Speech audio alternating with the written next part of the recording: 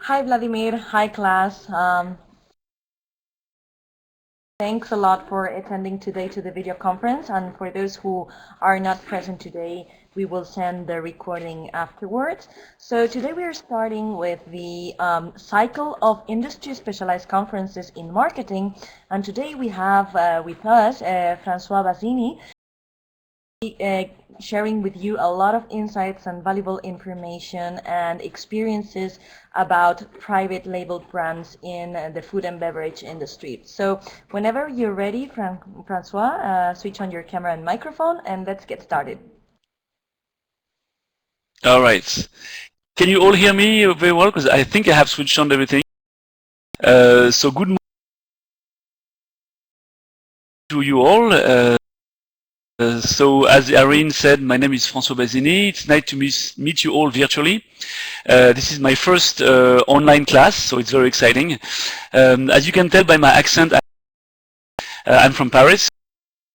I lived in France for many years, but my job also took me to Toronto in Canada, to London in the UK, New York, as I work for Pepsi, and for the past year or so to Madrid, Spain.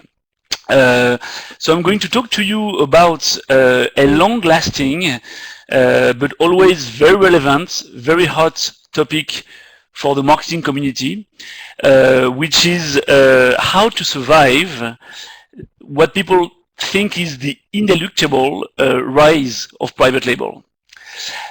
So what I'm going to talk to you about is what precisely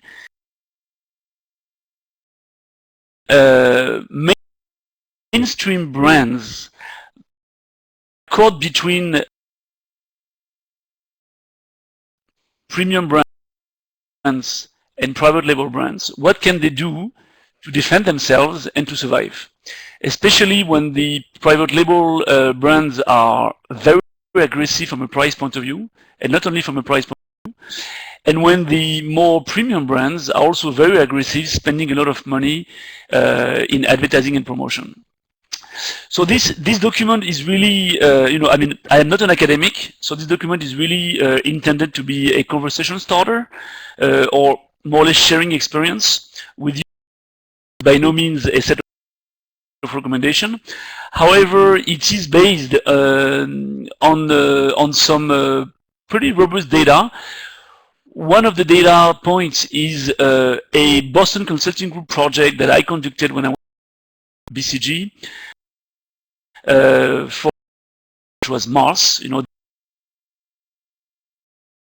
a snack food company, and Mars, had the question of how can we effectively defend our brand against the rise of private label. So at the time we looked at their entire industry of packaged goods to really find out what was successful, what was not successful, and what were the possible brands could pull themselves against private label. And also I have done some academic research, and there are some good publications out there from McKinsey Quarterly, Harvard Business Review. BCG publishes, from time to time some insights on how to, and also in here a lot of what I think are from the company I've seen, Tropicana, L'Oreal, and the others. So first of all, before I go too far, I want to share a bit more, so you understand why I'm label. I started my career with Group Danone in for 5 years and then I moved back and I for 4 years Boston Consulting Group, strategy consultants, clients, Philips Consumer Electronics. I work for Air France. I work for Louis Vuitton in the luxury, and many others. And then I went to the real world, if you will,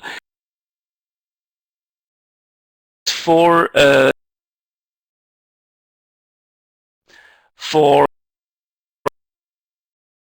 of 9 years. First,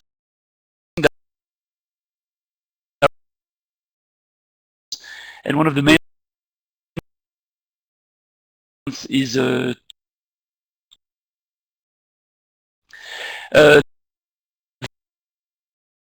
London, and I was between PepsiCo that managed the brand based of London, and then 3 years at PepsiCo. I was the senior director for global innovation for the group based out of New York in the US. And after those 9 years at PepsiCo, I've moved back to Europe, and I am now the vice president marketing for the international region, which is the entire world, the US, for a company called. So, it is the third largest company in the world, with presence all over the world.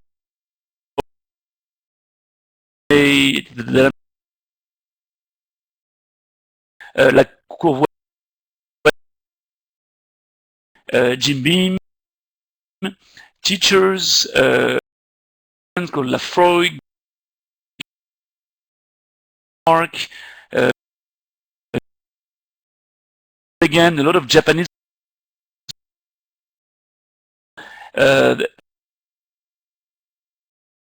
Clario Sodic.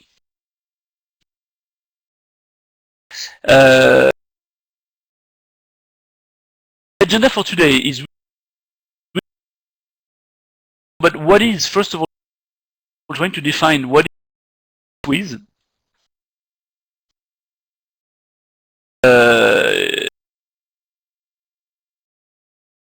Try to understand deeper does this threat of private label play, and why are some categories or some brand doing a better job than others at fighting back or resisting against private labels. Third, we will have a quick page or two on why there is hope to escape that big squeeze.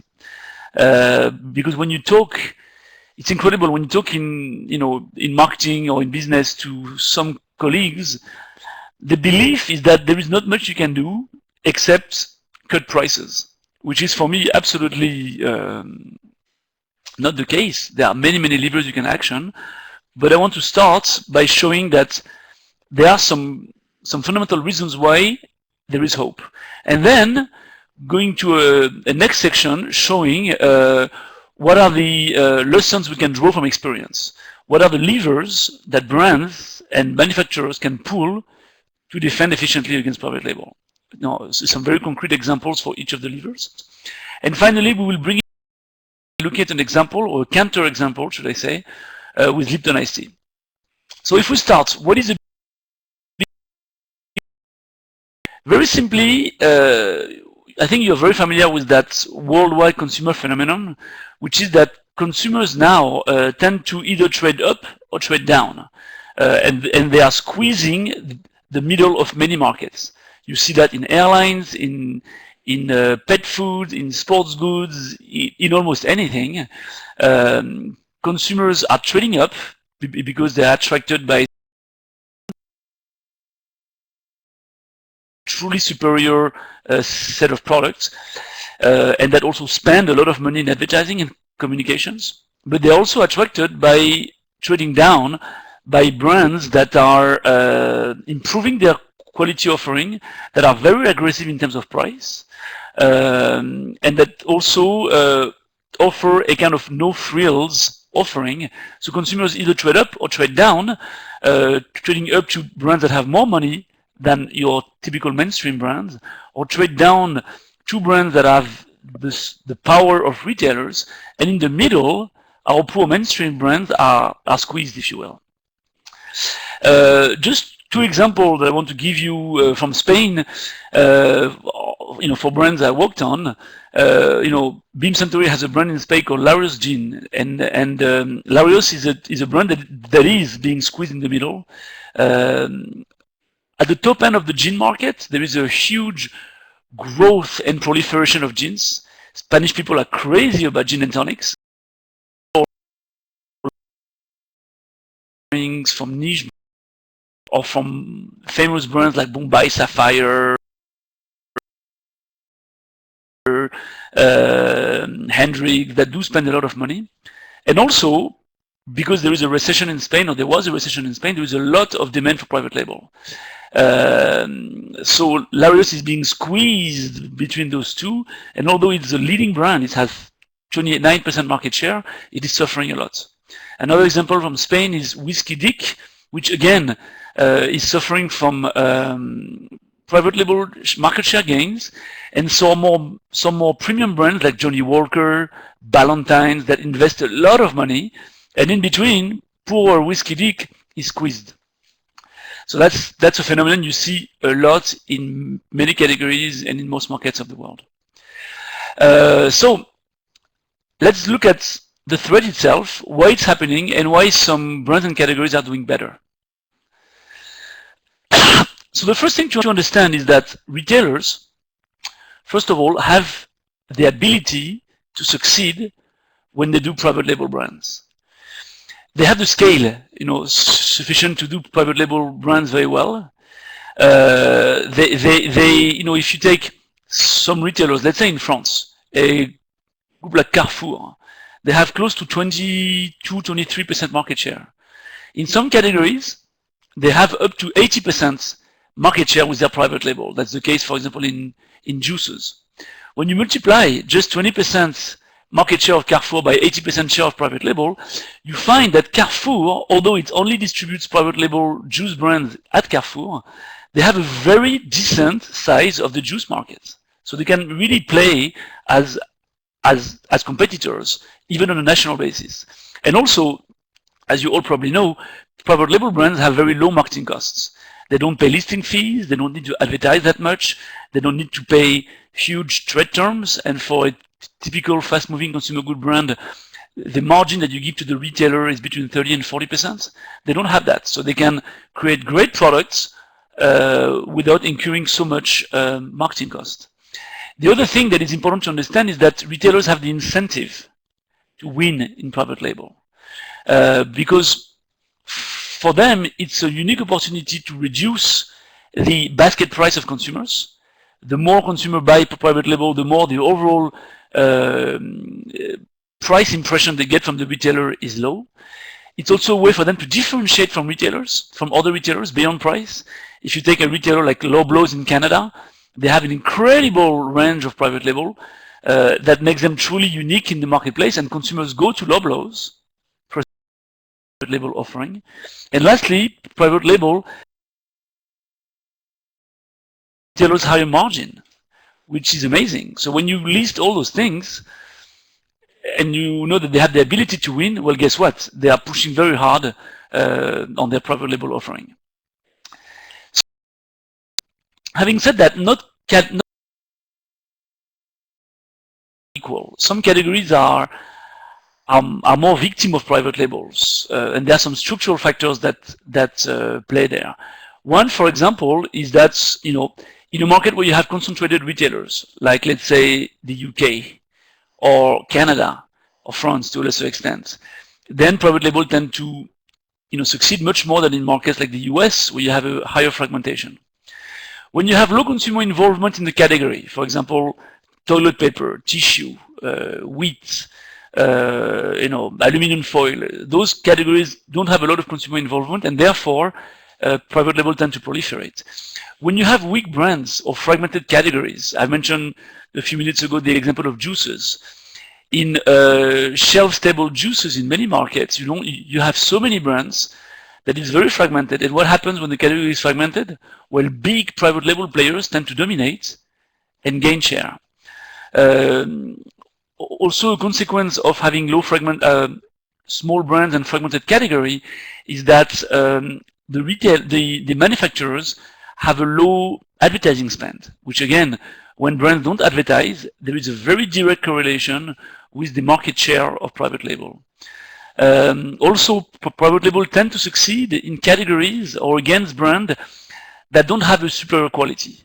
If you're not able to demonstrate a product superiority to consumers, very quickly they will understand that there is no added value in your brand, and they will trade down to private label. When with no meaningful, so some charge more for brand. In fact, the brand differentiation is not that. Guess what? Again, consumers figure it out. They have no to buy product.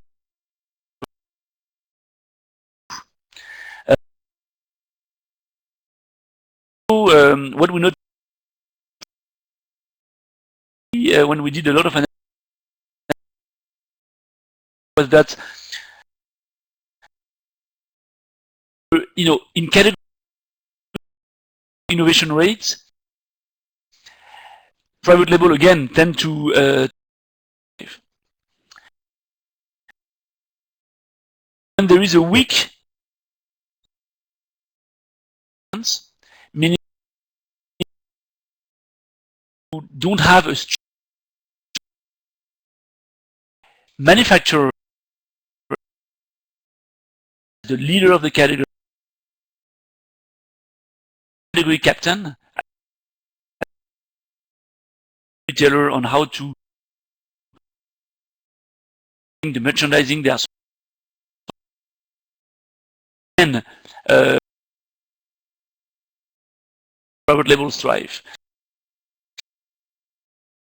When you're in categories that have out of home channel, you buy not say for spirits or for juices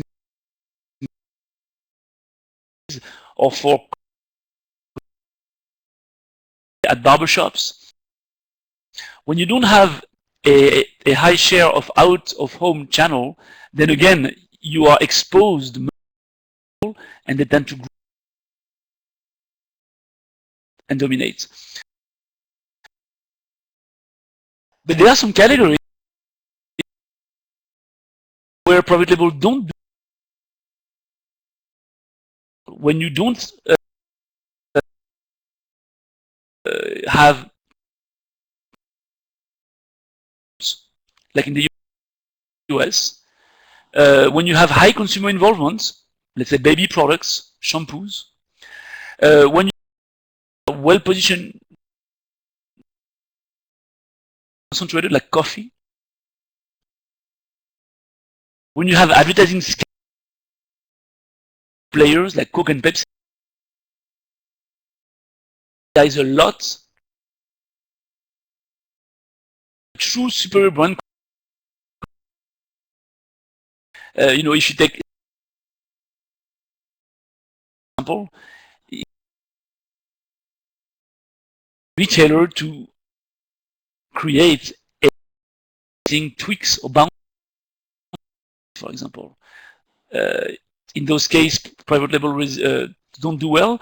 When you have clear-cut brand differentiation, when you have a high rate of innovation, very importantly, when you have, as I mentioned, the presence of strong category captains and a high share of out-of-home channels, in those cases, private label don't do that well, and manufacturers can resist.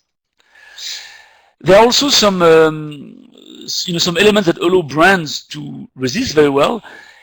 Technology on one hand, brand on the other. Technology, when you have a true product technology that is proprietary, very hard to match. For example, it's impossible to replicate the Mars bar at anything than twice the cost. A private label manufacturer cannot make it as good for the same price. There is a real technology in there. When there is an out-of-home presence, so I mentioned spirits, but it's true for Coca-Cola, it's true for snacks, it's true for chips. When you have power brands, Nespresso, have high involvement category products, cosmetic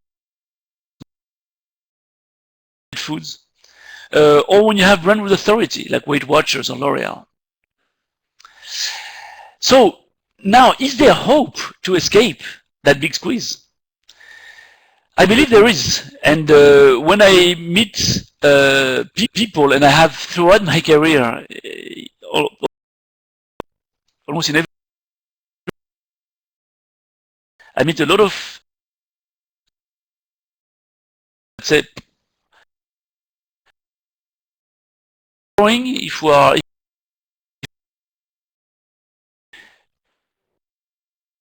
faced with them, there is nothing we can do except lower the price, which is a very bad idea, because what happens when you lower the price, you reduce your margins.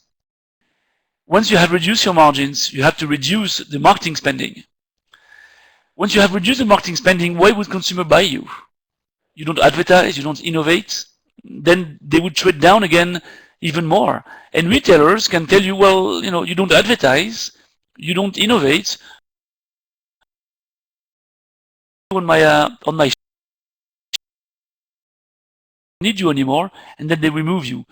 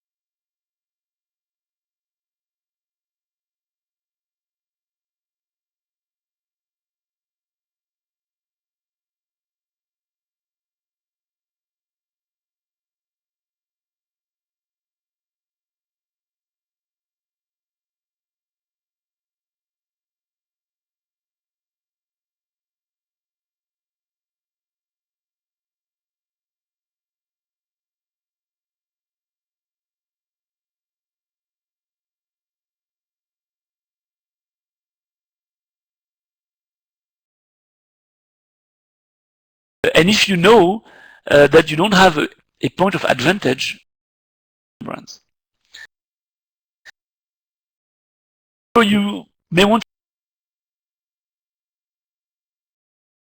and not fight against private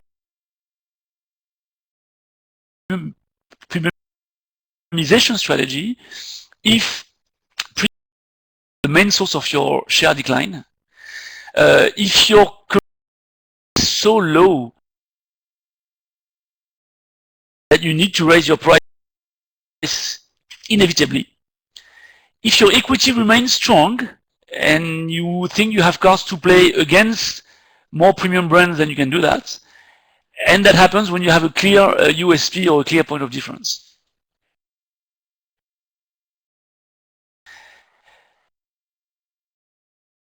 So now that you have your targets, because you have assessed its size and you have decided it has interesting characteristic and you understand that target very well, you want to choose a for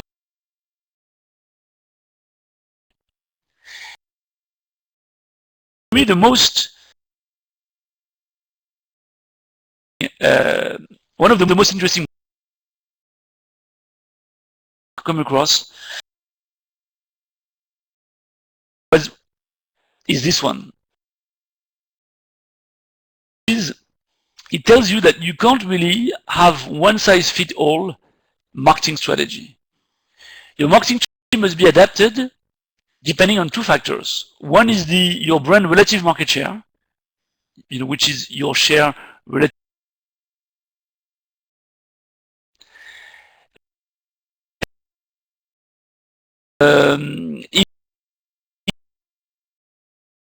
your premiumness category.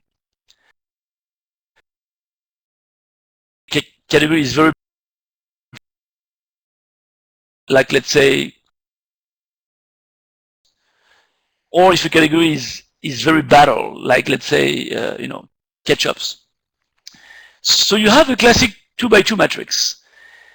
If you are lucky enough to be positioned in the top end of the matrix, in premium categories, where private label are quite low in market share, and if you have a dominant share, let's say you are L'Oreal in shampoos, or you are Häagen-Dazs in ice creams, you want to premiumize. You want to innovate a lot to cover all the possible consumer needs.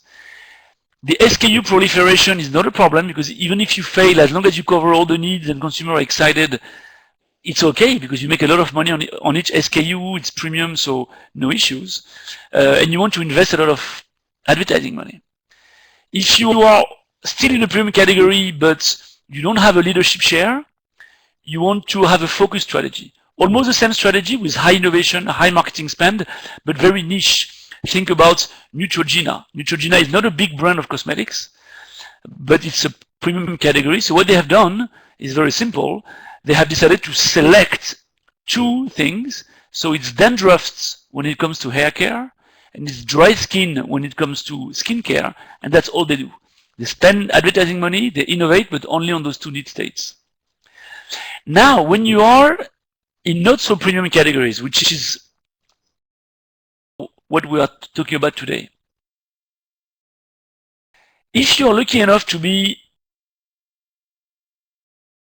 in a leadership position, think about ketchup Heinz, but in a category that is not a premium category, where there is not, where there is a lot of private label, where the average price point is quite low, you want to have a very different strategy.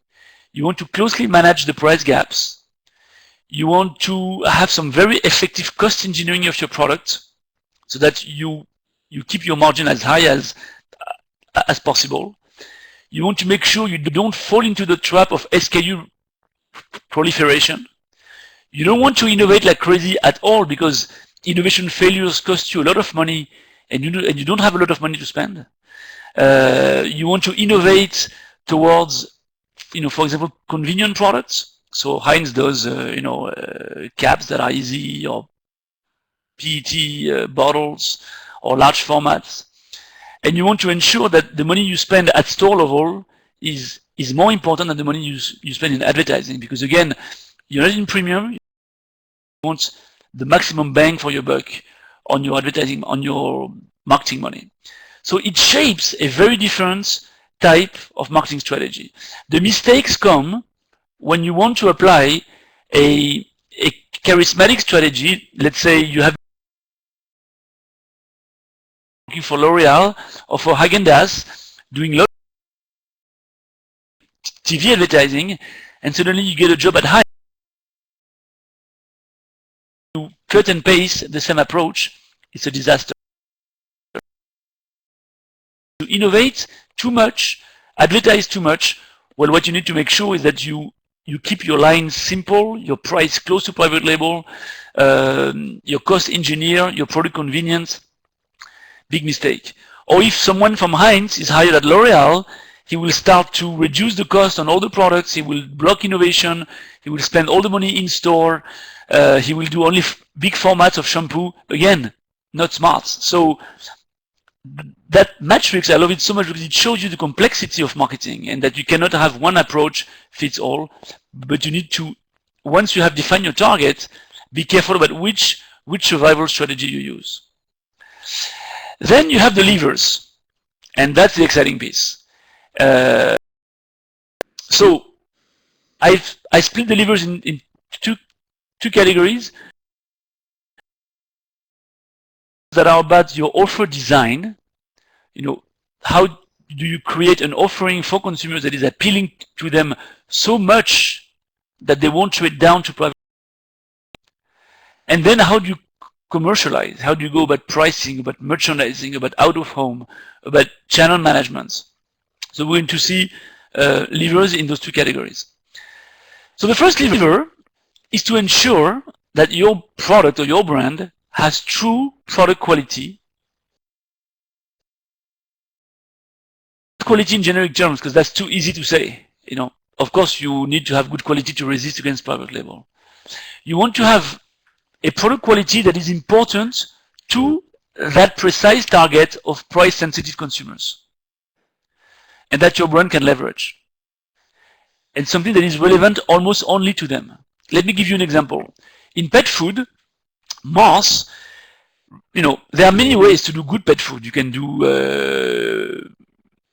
great packaging, you can do vitamins, you can add natural products, you can have high meat content, you can do various flavors, many things. Mars identified that the price-sensitive consumers, unlike the rest of consumers, they were sensitive to one thing, which is the amount of meat a product contains, the meat content, which is different from, let's say, the people who are buying premium pet food. They don't care about that so much. But the price-sensitive consumers do. So what they did is that they put some claims on each of their packs that were targeted at private label shoppers, those brands that were squeezed between high-end brands and private label brands like, let's say, Whiskas or Kitty Cat, and they put a high meat content claim, and that helped their sales immensely. Another example of that is Tropicana. Tropicana, when I worked on that brand, I identified that consumers were very sensitive to, and they wanted to understand why to pay more money for Tropicana, which sells sometimes twice as much as a private label. But we also realized that when you explain to consumers that the oranges that Tropicana uses are squeezed in less than 24 hours after they have been harvested, that they are not squeezed as hard as most other brands do. And you know that when you squeeze an orange very hard to get the last drop of juice because you want to lower your costs, what happens is that you get of the orange in the juice, and it tastes very bitter. It's not nice. So the gentle pressing is also something that consumers value. And lastly, you know, they understand that we at Tropicana were able to find the best oranges. So those three claims combined, 24-hour gentle squeezing and best oranges, justified for consumers a higher price. But we tested those claims with those consumers that were tempted to buy private label. We would not have any claims if it was resonating.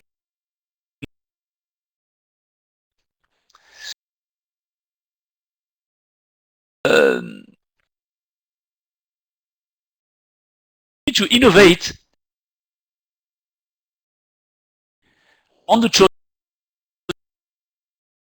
that matters for consumers. Let me give you a counter example, because counter example sometimes. Mark, again, in pet, to make things simple, 3 tiers. Let's say in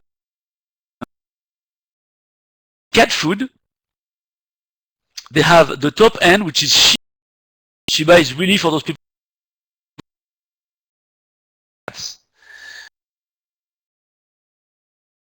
Some,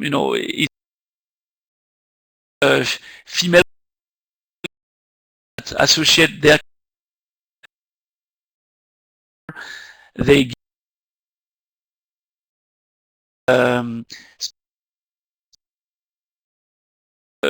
more expensive on Sundays or for Valentine's Day. I mean, it goes that far. The brand manager on Shiba innovated a few years ago and introduced a technology of vitamins and minerals that helped make the hair of the cat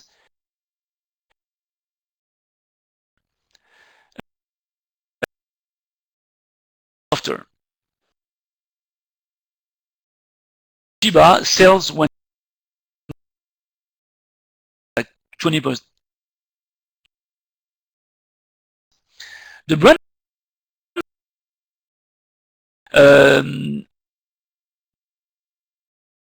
the brand premium men's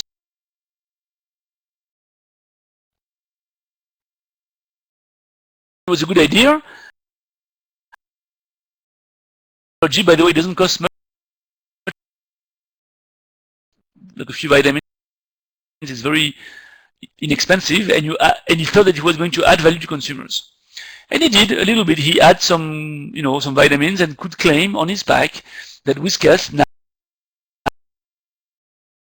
now helps keep the hair of your cat bright and shiny. Sales a little bit, but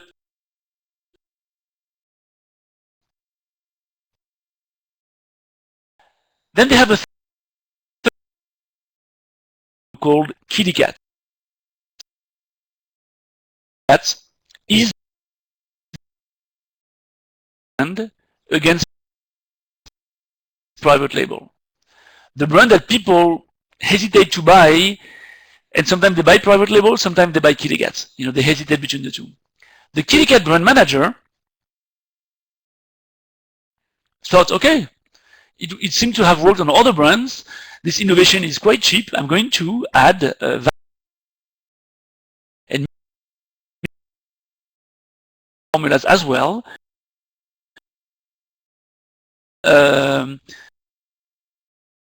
Or to make the hair of your cat shiny. Guess what happened? Sales declined by 25%. 25%. And what could have happened?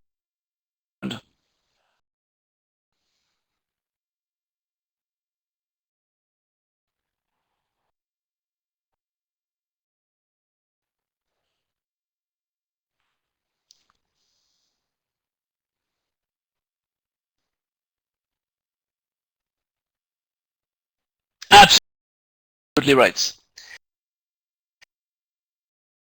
Those consumers, again, those consumers, not all consumers of pet food, but those consumers, the one who who hesitate between kitty cat and private label. When you tell them that your brand is asking them to pay, let's say, 10% more than private label, but they see that it's going to make the cat's hair shinier, they say, oh, that's it? This is what for the hair? Those they want the cat and not, because sometimes cats are different. So they want the meat content. So they want disgusting. And number two, they don't want the cat to die after he has eaten the food. Those are the two things. Good enough so so the cat finishes the, and that the cat doesn't die. If you start to tell them that you are charging them 10% more, not because you have more meat, it is safer food, but because it's going to be shiny, you almost unconsciously give them a rationale, justification to trade down and to buy the private label brand. So an innovation or a claim that is not well for the sub-target, people who hesitate,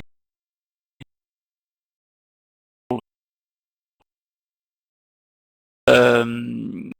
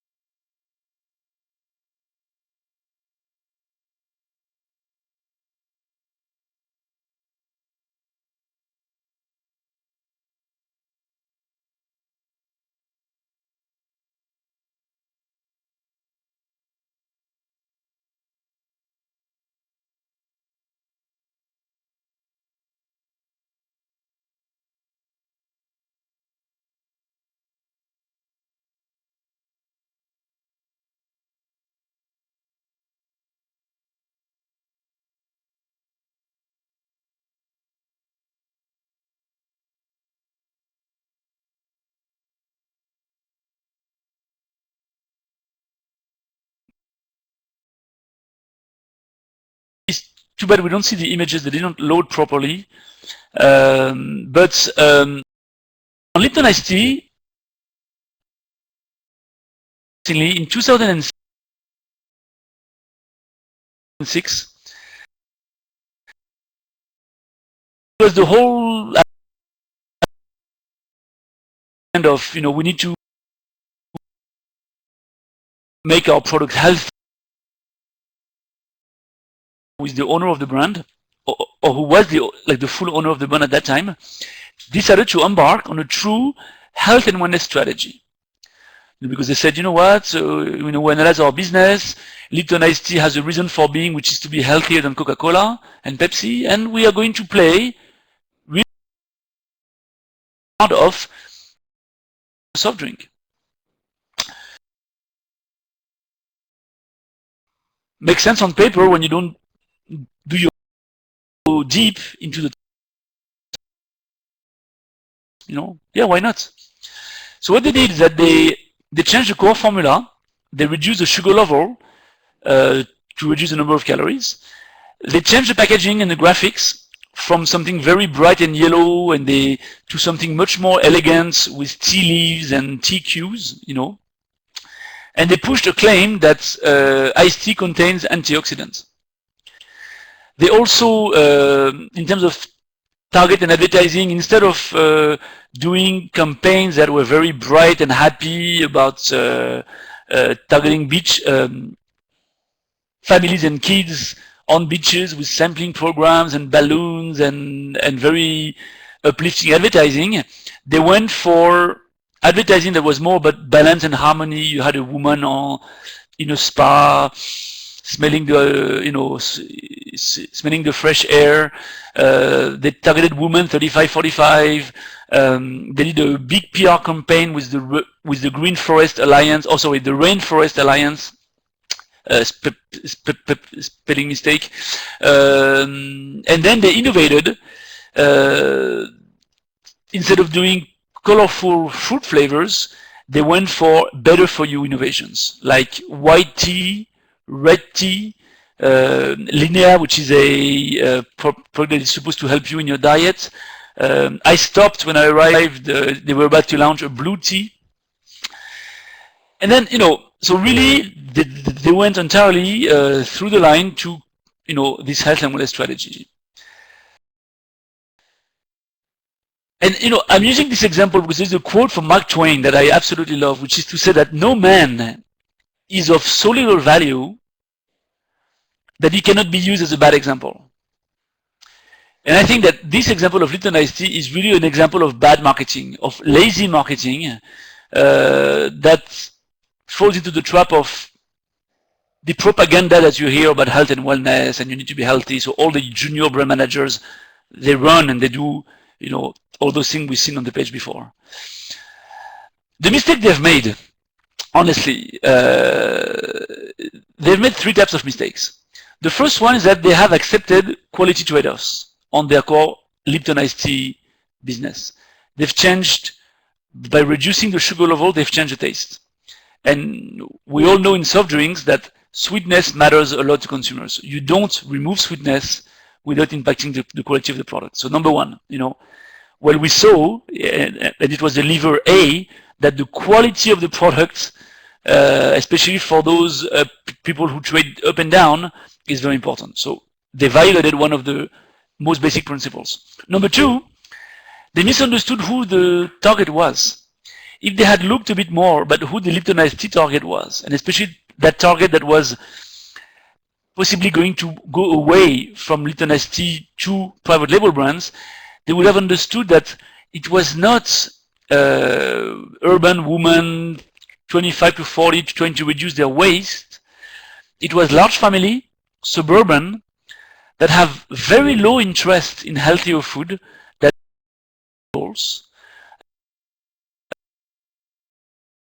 natural foods, that care much less than the average population about the environment, that watch lots of TV, find it very entertaining, and they are the least likely to read a book. So you get the type of people, right? And they didn't talk to these people. Because these people, if they had spoken to them, they would understand that what they want is full sugar, tasty soft drinks. Very often they give it to their kids. They want taste. They want fruit flavor innovations, not white tea and blue tea. They want to sample the product when they go on vacation, when they go to the mall, when they go to the beach. And they want large formats for the family, or they want small formats sometimes for the kids, but they want formats. So the Unilever is completely misunderstood who the critical sub-target was, and that target needs. And he or she violated some very, very important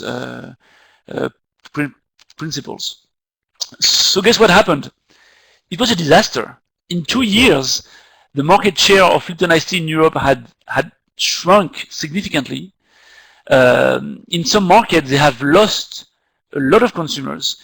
I remember in Western Europe, in France, in Belgium, in Netherlands, they had lost up to half of their consumer base in 2 or 3 years.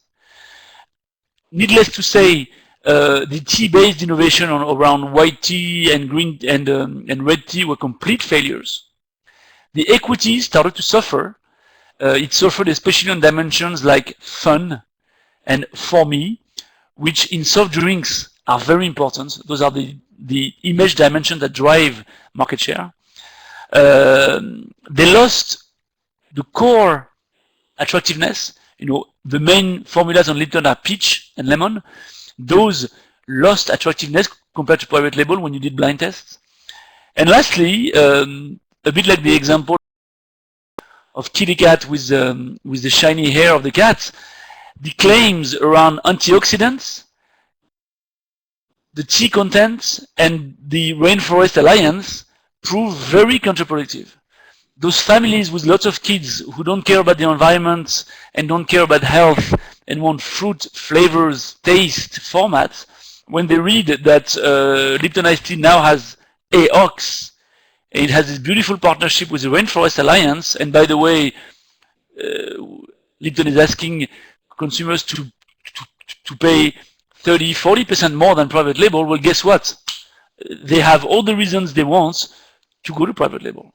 And they told us the brand has disappeared from TV. They didn't even notice those new TV ads. Those innovations, they're not meaningful. And private label tastes as good, and they have all those fun flavors. It was a disaster.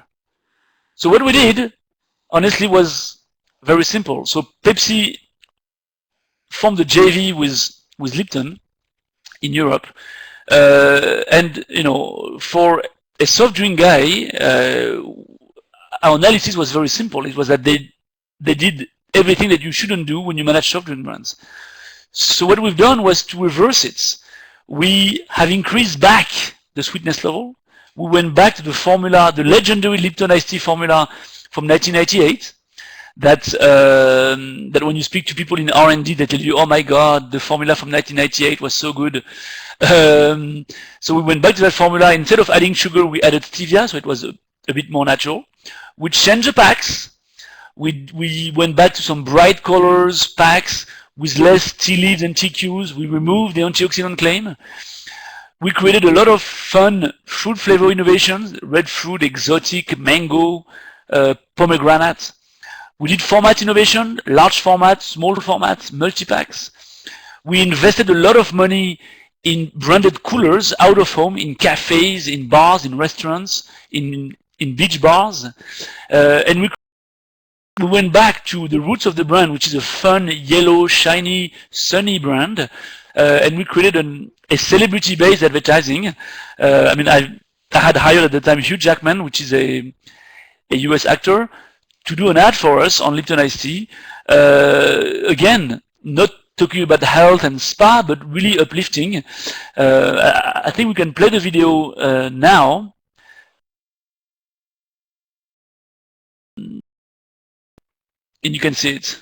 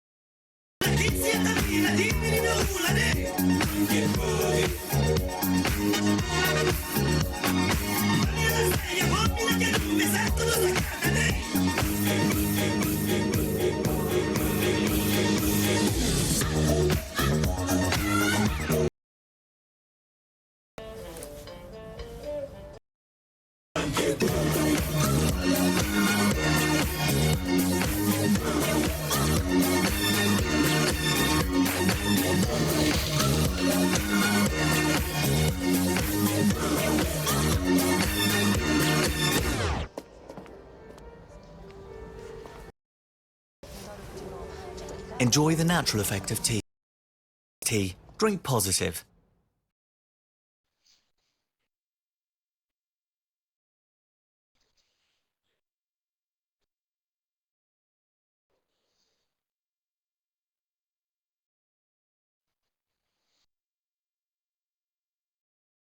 Yeah, so you see, no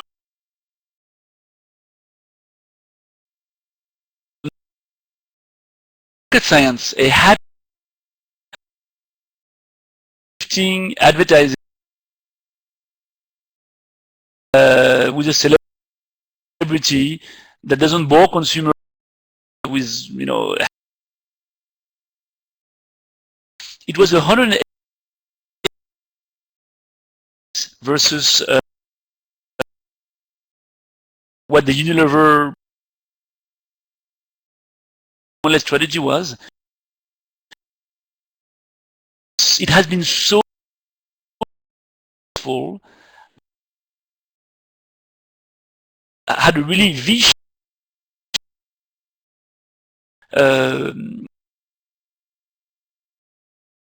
market share when came back, double-digit markets. See now, largest soap in Europe. So very big success. Applying all those levers, diligently fight, which are not rocket science, but you can do it if you're methodical and you know the price. So that's it. That's the end of my presentation. I'll be more than happy if you have questions to answer them.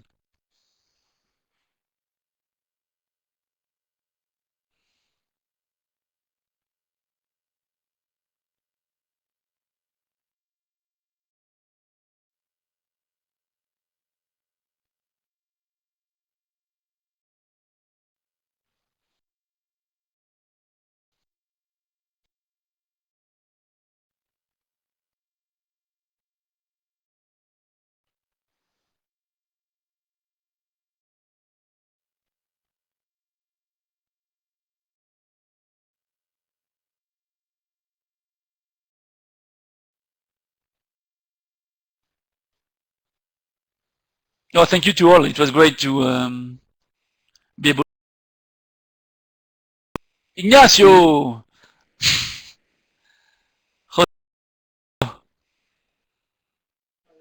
Here.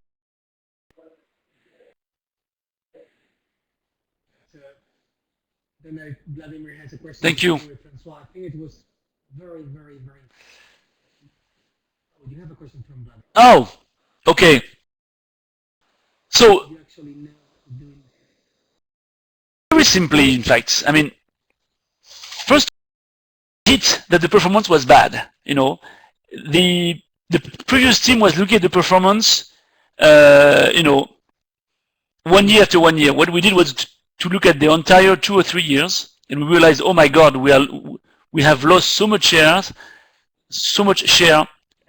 and so many users. So first was to acknowledge. Two was to look at where's those users that we had lost. Where had they gone? They had gone to private label. They had gone to Coke. Then we analyzed the targets of the Lipton iced tea. We realized that that target was not going to like that new positioning. They were going to be like rejecting that health and wellness thing. We also talked to them and they told us, the brand, as I told you, the brand has disappeared. I'm now buying private label because you taste less good than you used to. You don't innovate. You are expensive, and you confuse me with all those claims about antioxidants, which I don't care about. So we decided to boldly reverse it. The hard part was to convince our partners, Unilever, to throw away their beautiful looking on paper health and wellness strategy. We said, you know what, it doesn't work. You are just mistaken about the targets. That was the hard part. Then about all the levers, packaging, advertising, formula, pack formats, investing in coolers, it was, honestly, it's, once you know what the issue is, you can roll out and play on all these levers, and then you see the impact on the private label is immediate. Like they immediately receded back, and Lipton iced tea went on a fabulous growth trajectory.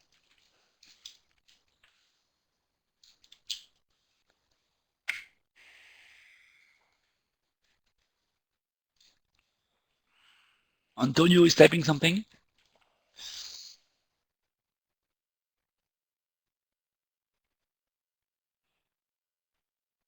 Yes, so consumers, we did two things. We looked at consumer panels. First, to identify who are those consumers. So we looked at those three targets. Who are the loyal, who are the switchers, who are the consumers that are leaving our brand, and you can drill with the proper analytical tools with the consumer panels. If you ask, most marketers don't ask those questions, but you can ask your panel provider, okay, this is my target, the people who switch between private label and Lipton, or that have no longer bought Lipton but bought only private label now. I want to know everything about them. And you ask thousands of questions, and it's in the database, so it's a simple, it takes 2 days, So, so you get that quantitatively, and then you organize a few focus groups where you test your hypothesis. You say, hey, what's wrong with the Lipton iced tea brand? Why are you no longer buying it? What's so great about private label? What do you like when you buy iced tea? Who is drinking it in your home? And honestly, it takes 3 groups, and you understand what's wrong. It was honestly what Unilever did on Lipton. It's surprising for such a big brand. Was a beginner's mistake.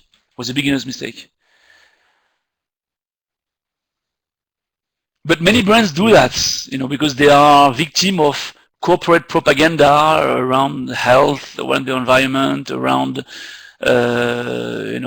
things, and they don't think hard enough, and they don't do the homework of going deep into the targets, into drilling down, into breaking down the target in subgroups.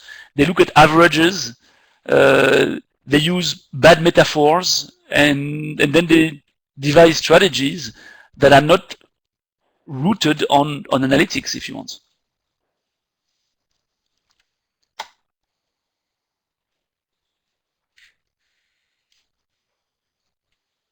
All right. So, any last question, and then I guess we'll end the session, unless you have any more.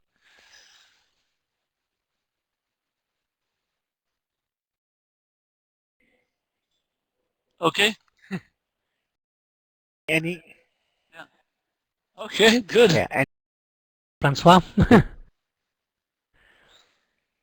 No, I don't believe so. Francois, I have only one word for you. This is priceless, really, and because this is the kind of thing. This is great and Sure. insightful things you cannot find in textbooks or in cases. Sure. Okay, so we really appreciate your time, Great. Your generosity. Okay, for sharing such an amazing experience with I think we've all big thanks on behalf of all the class. All right. Only 3 people were able. Bye-bye. It's going to Bye. be recorded. Okay, so all the class will definitely benefit from. So thanks again, okay, and thank you for those of you attending. Thank you, Vladimir. Thanks, Antonio. Thank you, Kim, and thank you, of course, Irene, and the rest of the team. Okay, thank you very much.